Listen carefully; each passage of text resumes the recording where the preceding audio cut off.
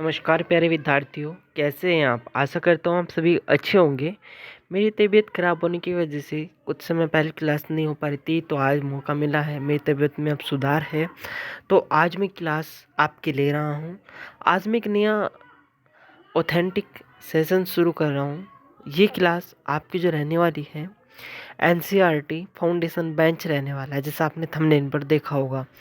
और इस क्लास में आज हम एनसीईआरटी को पढ़ेंगे, ठीक है।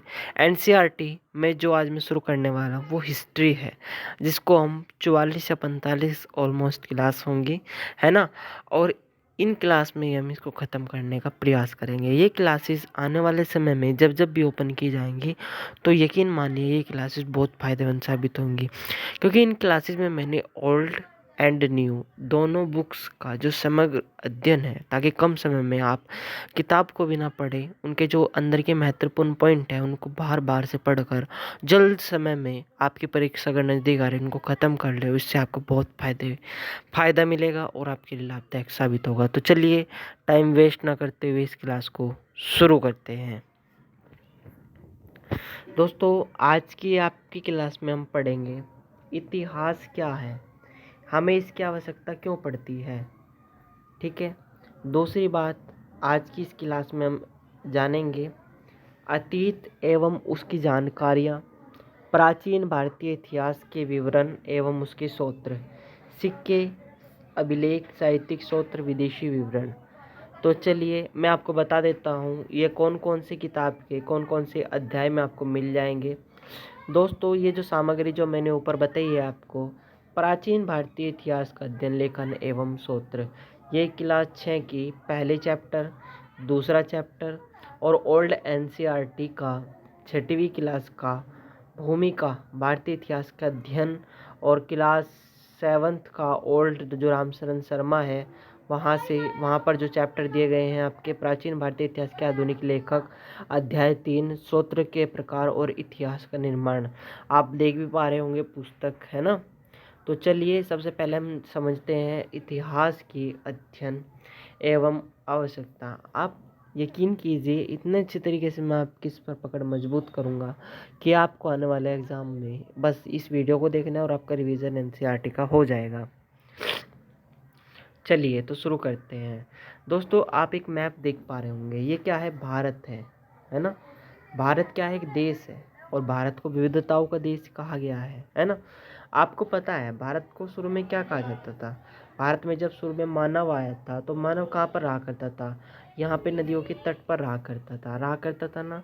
जब मानव नदियों के तट पर रहा करता था, तो उसको ऋग्वेद में जो उल्लेख मिलते हैं वो ये उल्लेख मिलते हैं कि सिंधु नदी के तट पर रहा करता था, है ना। और हम आपको जैसे बता रहे, जब मानव को मतलब कुछ खाने पीने के लिए वो क्या किया करता था? शिकार किया करता था। किनका शिकार किया करता था?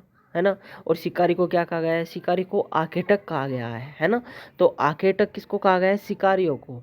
तो जब वह शिकार किया करता था तो जानवरों को मार देता था, मार कर क्या करता था? उनकी खाल को पका लेता था, ठीक है। तो उसी बात को मैं आपको यहाँ पे समझाने की कोशिश कर रहा हूँ। और आपको पता होना चाहिए जो भारत नाम है वो ऋग्वेद में ऐसा उल्लेख है भरत के नाम पर पड़ा है। और इंडिया जो नाम है वो संस्कृत में इसको सिंधु कहा गया है, और इंडिया इंड से निकला है ना। और संस्कृत में इंडिया को सिंधु कहा गया है, जो इंदोस के करीब होने के कारण माना जाता है। अब आपको पता होगा कि अतीत के बारे में हम कैसे जान सकते हैं। देखो, अतीत के बारे में जानने के लिए हमारे पास पांडुलिपि स्रोत है। अगर मैं इस पांडुलिपि को आपको दिखाने की कोशिश करूँ तो ये पांडुलिपि कुछ इस प्रकार की हुआ करती थी। एक मिनट रुकिएगा, ये रही। ये पांडुलिपि कुछ इस प्रकार की हुआ करती थी, ठीक है। आप देख पा रहे होंगे ये जो पांडुलिपि थी ये कुछ इस प्रकार की हुआ करती थी, है ना। इस प्रकार की हुआ करती थी, यहाँ पे लिखा रहता था। और ये बुर्ज नामक पेड़ की छाल पर, देखो बुर्ज नामक पेड़ की एक छाल हुआ करती थी, है ना। देखो ये लिखा हुआ है, यहाँ से क्वेश्चन बना था यूपीएससी में। ये लिखा है, ये पांडुलिपियाँ, मैं इसको थोड़ा हाईलाइट कर देता हूँ ताकि आपको आसानी से समझ में आ सके।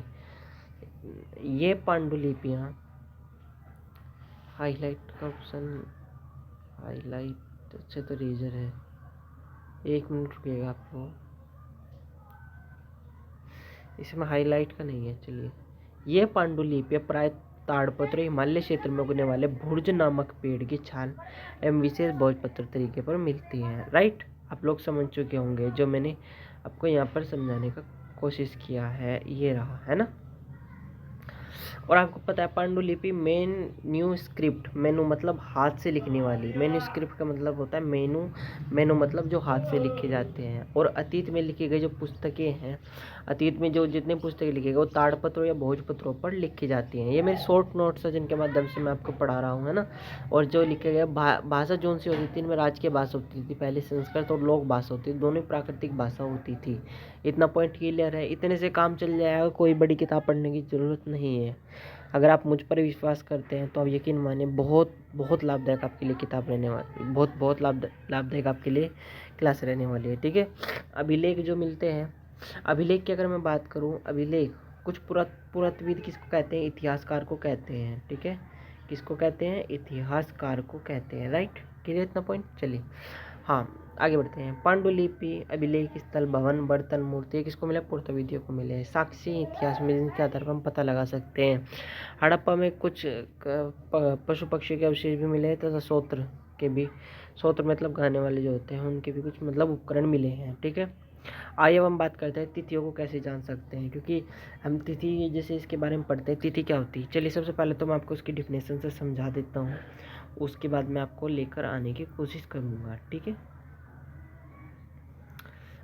तिथि तिथि तिथि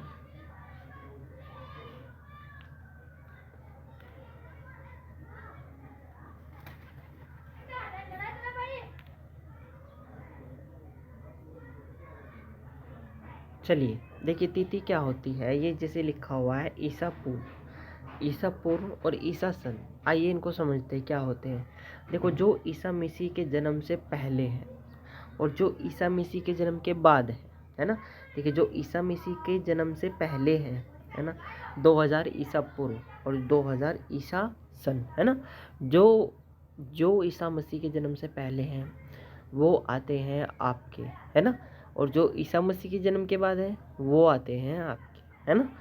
तो आपको ऐसे समझने से 1500 ईसा पूर्व है तो ये ईसा मसीह के जन्म से पहले, 1000 ईसा पूर्व, 500 ईसा पूर्व, 100 ईसा पूर्व, है ना। और जो ईसा मसीह के जन्म के बाद है तो 2000 में ऐसे चलते जाते हैं, 1500 ईसा पूर्व, है ना।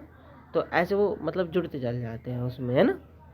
तो ये इस प्रकार आप इसको समझ सकते हैं। अब आरंभिक मानव कैसा था, आरंभिक मानव जो था वो घुमक्कड़ प्रवृत्ति का था, भोजन जानवर को शिकार किया करता था मानव, है ना। और फिर औजारों का निर्माण किया करता था, है ना। और पूरा पाषाण काल, पूर्व मध्य पाषाण काल, उत्तर पाषाण काल में मानव की प्रवृत्ति घुमक्कड़ ही रही, है ना, जिसमें वो शिकार किया करता था और आग का आविष्कार उसने कर लिया था। फिर मध्य पाषाण काल, फिर नव पाषाण काल आता है ना। और नव पाषाण काल में कृषि, भोजन स्थायी, इन सब का भोजन स्थायी, इन सब का उसको क्या मिल गया था, मतलब इन सब की उसको क्या हो गई थी, मतलब प्रवृत्ति में आ गई थी उसकी, मतलब उसको ज्ञान हो गया था इन चीज़ों का, है ना। वर्तमान में अतीत की प्रासंगिकता कैसी है, आज की अगर हम बात करें, है ना, इतिहास में उपयोगिता। देखो, अतीत अन्यायग्रस्त हो चुका है, निम्नतरवता शुद्ध रह गई है, पर कुप्रथा का विनाश हो चुका है, सती प्रथा, बाल विवाह, बहुविवाह, है ना। तो आज की जो मतलब बात करें हम, आज की जो प्रवृत्ति है वो मतलब थोड़ी इतिहास की प्रवृत्ति थोड़ी विलुप्त है, क्योंकि पहले आजकल क्या है, मानव पनीर मटर ये सब खाने लगा है, पहले मानव जानवरों को शिकार किया करता। तो वर्तमान में प्रासंगिकता तो अलग ही है ना।